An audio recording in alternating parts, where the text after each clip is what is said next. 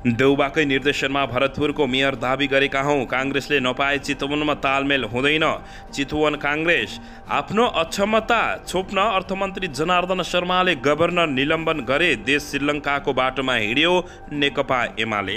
स्थानीय चुनावमा दलहरूको चुनाव चिन्ह र झण्डा अङ्कित टोपी र मास्क समेत प्रयोग गर्न नपाइने परमादेशी सरकारले टाउको दुखेको औषधि नाइटोमा लगायो। नेकपा एमालेका प्रचार विभाग उपप्रमुख विष्णु रिजाल आजदेखि निर्वाचन आचार संहिता लागू। प्रधानमन्त्री मन्त्रीहरू प्रसारमा हिँड्न नपाउने। मेलम्ची खानेपानी आयोजनाको औपचारिक उद्घाटन मङ्गलबार हुँदै एकीकृत समाजवादीले आज काठमाडौँमा जनसभा गर्ने। वडा अध्यक्षमा चुनाव लड्न 20-25 लाख खर्च लाग्ने। महिलालाई आर्थिक तगारो। सरकारले विवादास्पद निर्णय र नियुक्ति गरेको भन्दै चौतर्फी भयो आलोचना। नेपाल बार एसोसिएसनको चुनावी मत परिणाम सत्ता गठबन्धन निकट प्यानल नै विजयी। एमाले भने 0। सर्लाहीका बालक अपहरण गरी हत्या गर्ने 7 जना पक्राउ। ओखलडुमामा झुन्डिएको अवस्थामा एक युवक फेला। काङ्ग्रेस चितवनका नेताहरूलाई सभापति देउबाले भने भरतपुरको मेयर आफैले राख्न सक्दो प्रयास गर्छु। कक्षा 11 को परीक्षा जेठ तेस्रो साता र त्रिवीको जेठ 17 गते हुने। काङ्ग्रेस एमाले र माओवादीलाई मत दिनु देशलाई बर्बादी बनाउनु भएको नेता राजेन्द्र लिङ्गदेलको भनाई। प्रदेश सरकारको निर्णय विरुद्ध स्वास्थ्य कर्मीको नाराबाजी। राप्रपा नेपालको घोषणापत्र सार्वजनिक। स्थानीय शहरहरू स्मार्ट सिटी बनाइने। निर्वाचन विरोधी समूहले चुनाव सार्ने हल्ला गरेका हुन्। नेता माधव कुमार नेपाल। काठमाडौँ, मोरङ, कैलाली र चितवनमा गरी 4 जना मृत फेला। स्थानीय तहको निर्वाचनमा आज साँझ 5 बजेदेखि आयोगले आचार संहिता लागू भएको घोषणा गर्दै अर्थमन्त्री जनार्दन शर्माको गम्भीर आरोप। राष्ट्र बैङ्कका उच्च कर्मचारीहरूले मिडियामा गोप्य सूचना सुहाउँछन्। चुनावको माहौल बनाउन गठबन्धनले संयुक्त विज्ञप्ति निकाल्दै। काङ्ग्रेसले भरतपुरको मेयरमा दाबी छोड्दैन। माओवादी केन्द्रले पैँचो तिर्ने बेला आयो। जिल्ला सभापति काङ्ग्रेस। 10 दिनमा मेलम्चीको पानी काठमाडौँमा आइपुग्ने। मन्त्री परिषदका 23 निर्णय। हप्तामा 2 दिन बिदा दिने निर्णय भने सार्वजनिक गरिएन। एकैपटक 673 जना प्रहरी निरीक्षकको भयो सरुवा। रोल्पामा नेत्रविक्रम चन्द विप्लवको पार्टीद्वारा उम्मेदवारीको घोषणा। कतिपयलाई नेपालको अर्थतन्त्र श्रीलङ्का जस्तो बनाउने रहर छ। तिनीहरूको सपना पुरा हुँदैन। अर्थमन्त्री जनार्दन शर्मा। नेपालका अधिकांश प्रमुख दल विदेशी भूमिकामा गठन भएको राप्रपा नेपालको गम्भीर आरोप। र सिङ्गै एमाले प्रचण्डको हातमा जाने भयो भनेपछि केपी गुटले अट्याक गर्यो। प्रचण्डले भने केपी शर्मा ओलीले सत्ता कब्जा गर्न एकता गरे। हामीले समाजवाद निर्माण गर्न एकता गरेका हौँ। अब हेर्नुहोस् पुरा समाचार। दर्शक महानुभावहरू नमस्कार। नेपाली न्युज टिभीको न्युज बुलेटिन खबरमा यहाँहरूलाई हार्दिक स्वागत छ। सदा चाहिँ आज पनि तपाईँहरूमाझ देश तथा विदेशका महत्त्वपूर्ण समाचार अपडेटका साथ उपस्थित भइसकेका छौँ। दर्शकबिन हामीलाई तपाईँहरूले कहाँदेखि हेर्दै हुनुहुन्छ नेपाल भए जिल्ला र ठाउँको नाम लेख्नुहोला। यदि विदेशमा हुनुहुन्छ भने आफू रहेको देशको नाम लेख्न नभुल्नुहोला। र हाम्रो च्यानल नेपाली न्युज टिभीलाई अहिलेसम्म पनि सब्सक्राइब गर्नुभएको छैन भने सब्सक्राइब गर्नुहोला। साथै सँगै रहेको बेल आइकनलाई दबाउन पनि नभुल्नुहोला। आउनुहोस् दर्शक महानुभावहरू आजको मुख्य समाचारबाट सुरु गरौँ। दर्शकबिन पालिका चुनावको आचार संहिता लागू हुन अघि सरकारले विवादास्पद राजनैतिक नियुक्ति र निर्णय गरेको भन्दै चौतर्फी आलोचना भएको छ। सरकारले हिजो मात्रै नेपाल राष्ट्र बैङ्कका गभर्नर महाप्रसाद अधिकारीलाई पदमुक्त गर्ने प्रक्रिया सुरु गरेको खबर सार्वजनिक भएको सँगै यसको आलोचना बढेको हो। अस्ति बिहिबार बसेको मन्त्री परिषद बैठकले जाँचबुझ समिति गठन गरेसँगै गभर्नर अधिकारी स्वतः निलम्बनमा परेको छन्।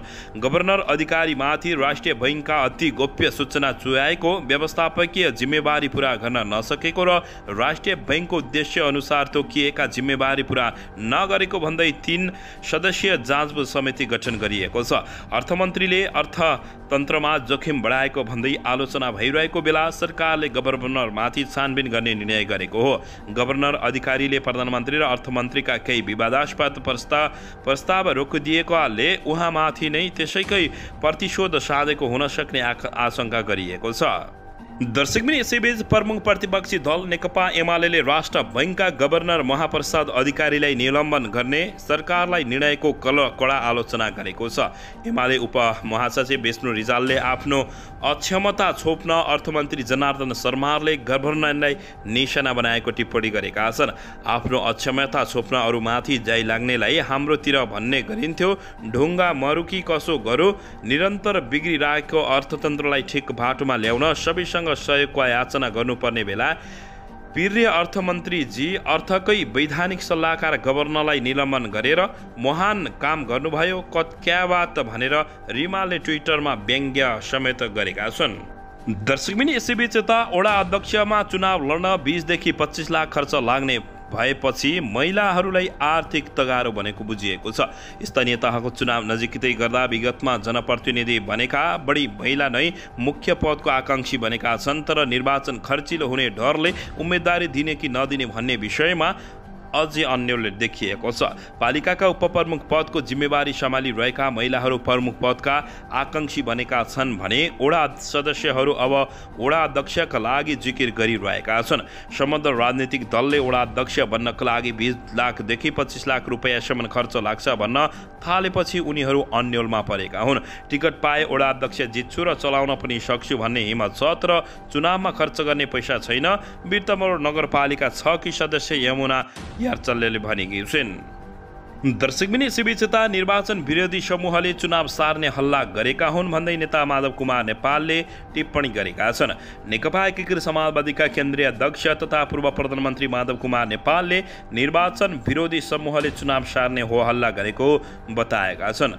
कलैयामा आयोजना गरिएको पत्रकार सम्मेलनमा बोल्दै माधव कुमार नेपालले सत्ता साझेदार दल पार्टीका नेताहरू चुनावको तयारीमा जुटिसकेकाले चुनाव कुनै पनि हालतमा नसर्ने बताएका हुन्। वैशाखमा हुन लागेको स्थानीय तहको निर्वाचनको तयारीकै क्रममा आफू बारा आएको नेपालले जानकारी समेत दिएका छन्। दर्शकबिन यसैबीच यता स्थानीय तह निर्वाचनको लागि शुक्रबार हिजो मध्यरातिदेखि निर्वाचन आचार संहिता लागू भएको छ।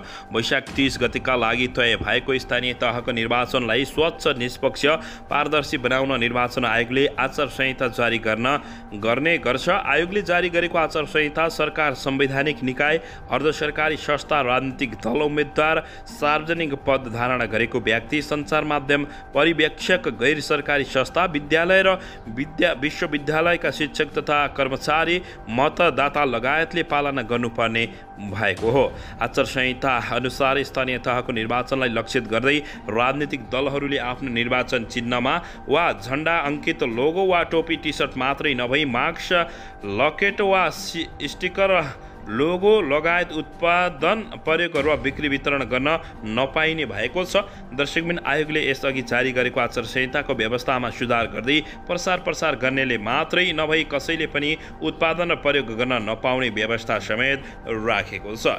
दर्शकबिन अन्ततः स्थानीय चुनावमा दलहरूको चुनाव चिन्ह र झण्डा अङ्कित टोपी र मास्क समेत प्रयोग गर्न नपाइने भएको छ। दर्शकबिन यसैबीच यता प्रधानमन्त्री शेरबहादुर देउवाकै निर्देशनमा भरतपुरको मेयर दावी गरेका हौं भन्दै काङ्ग्रेसले नपाए चितवनमा तालमेल नहुने काङ्ग्रेसले चेतावनी दिएको छ। नेपाली काङ्ग्रेस चितवनले भरतपुर महानगरपालिकाको मेयरका लागि तीव्र लबिङ थालेको छ। त्यसका लागि जिल्ला सभापति राजेश्वर खनाल नेतृत्वको टोली सानेपा र बालुवाटारको दौडधुपमा दौडिरहेको छ।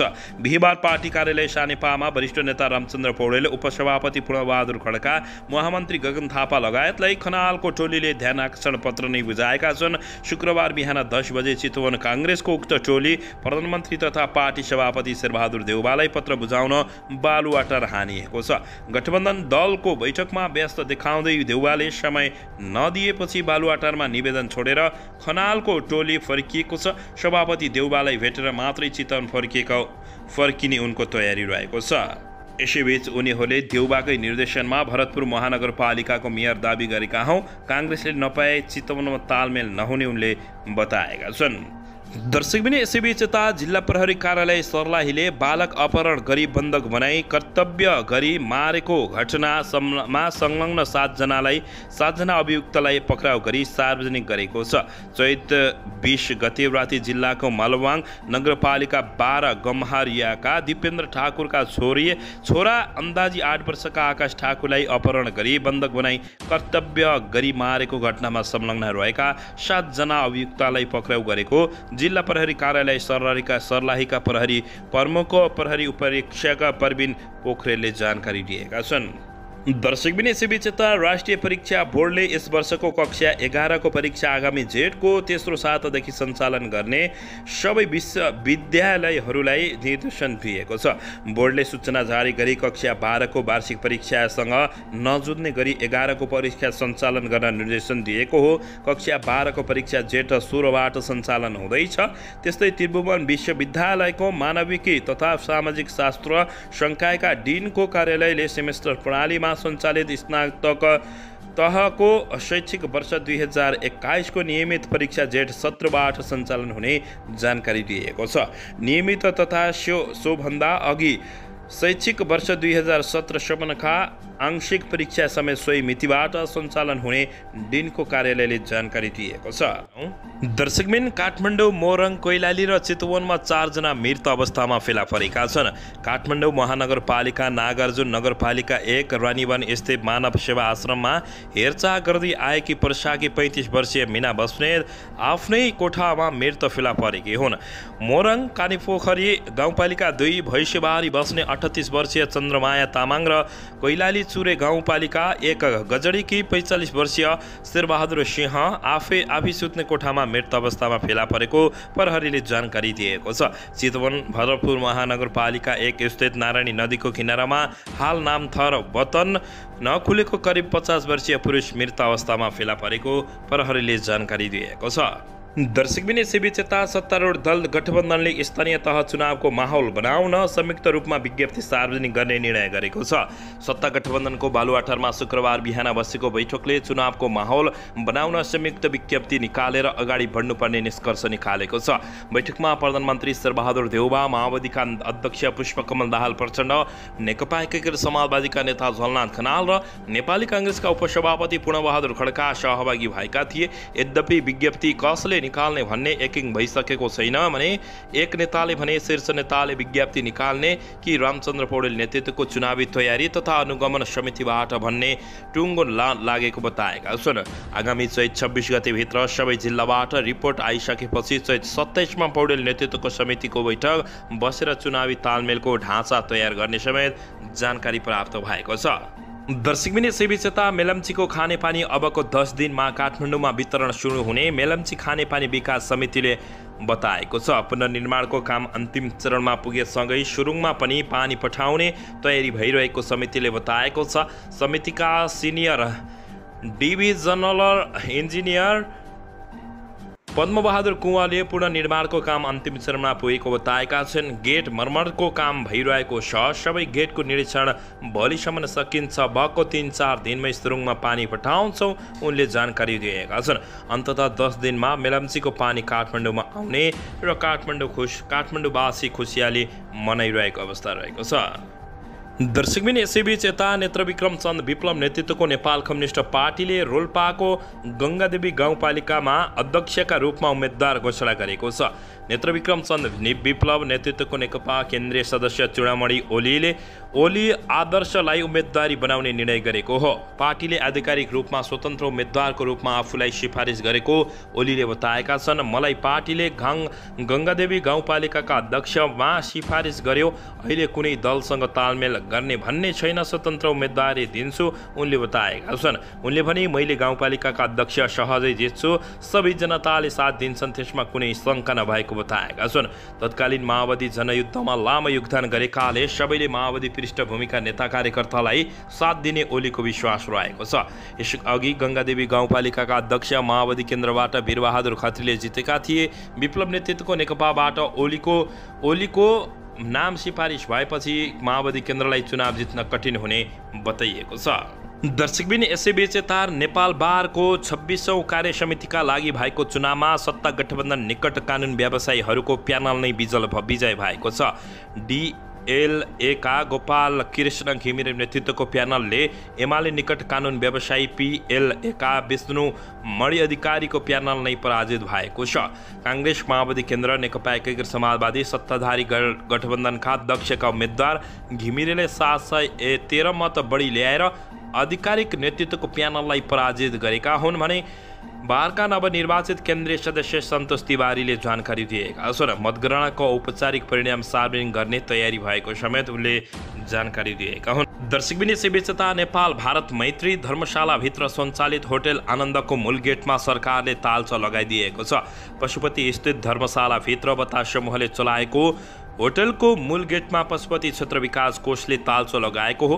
तालचा लगाउनु अघि कोषले होटल खाली गर्न सूचना जारी गरेको थियो, तर बतास समूहले कोषको टोलीलाई मूल गेटबाटै रोकेपछि कोषको टोलीले शुक्रबार मूल गेटमा तालचा लगाएको कोषका प्रवक्ता रेवती मरम अधिकारीले जानकारी दिएका छन्। उनका अनुसार त्यसभित्रका सामान हराउने तथा हिनामिना हुने डरमा कोषले तालचा लगाएको बताइएको हो।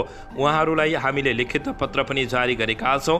त्यसबाहेक कोषको टोली त्यहाँ पुग्दा उहाँले भित्र समेत छिर्न दिनु भएन।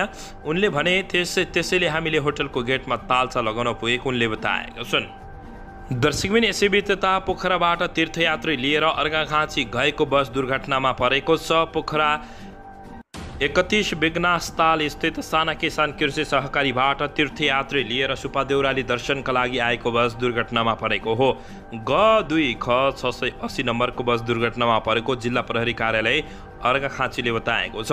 पोखराबाट प्युठानको स्वर्गद्वारी दर्शन गरेर सुपादेउराली जाँदै गरेको बस अर्घाखाँचीको सन्धिखर्क नगरपालिका 2 भलाइ डाँडामा दुर्घटना भएको हो। ब्रेक फेल भएपछि चालकले सडकको भित्तातर्फ बस अड्काएको कारण ठूलो दुर्घटना हुनबाट जोगिएको प्रहरीले बताएको